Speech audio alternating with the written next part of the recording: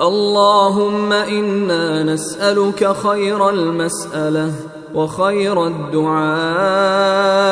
وخير النجاح وخير العمل وخير الثواب وخير الحياة وخير الممات، وثبتنا وثقل موازيننا وحقق إيماننا وارفع درجاتنا وتقبل صلاتنا واغفر خطيئاتنا،